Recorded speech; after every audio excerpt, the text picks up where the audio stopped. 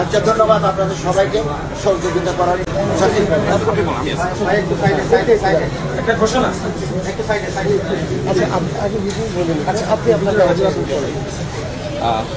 আলহামদুলিল্লাহ, আমরা Dhaka medical college এবং বার্নিং ঘুরে ঘুরে দেখেছি।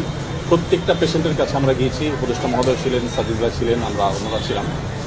যেটা আপনারা একটু আগে শুনেছেন যে আসন্না ফাউন্ডেশন চ্যারিটেবল অর্গানাইজেশন, আমরা আমাদের নিজস্ব যে তহবিল আছে সেই তহবিল থেকে কোনো প্রকার পাবলিক ডোনেশন নেওয়া ছাড়া আমাদের নিজেদের কোনো সমস্ত প্রজেক্টগুলোকে এই মুহূর্তে স্টপ করে দিয়ে এই প্রজেক্টে আমরা সর্বোচ্চ প্রায়োরিটি দিয়ে কাজ করছি। কারণ হসপিটালগুলোতে যে দৃশ্য, এই দৃশ্যগুলো যদি কেউ নিজের চোখে না দেখে সে আসলে কোনোভাবে অনুমান করতে পারবে না যে ভয়াবহতা কোন পর্যায়ে পৌঁছেছে। এই মাত্র আমরা বার্নিংয়ে একটা এসডিউতে একজন পেশেন্টকে দেখে আসলাম। তার মুখাবয়ব দেখার পর নিজেকে কন্ট্রোল করা খুবই কঠিন। তার চোখ ছাড়া এই পুরো জায়গাটা জাস্ট গর্ত হয়ে আছে, পুরো জায়গাটা গর্ত হয়ে আছে, মানে চোখ ছাড়া আর কিছু, একটা চোখ তাও মনে হয় আছে, আর পুরো জায়গাটা একটা ভয়ঙ্কর গর্ত হয়ে আছে।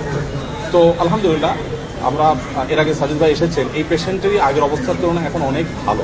এটা হলো একটা আনন্দের সংবাদ যে তাদের খুব প্রপার ট্রিটমেন্টের মাধ্যমে তারা সুস্থ হয়ে উঠছে। আমরা ফাউন্ডেশন থেকে 5 কোটি টাকা ইতিমধ্যে আলহামদুলিল্লাহ খরচ করেছি।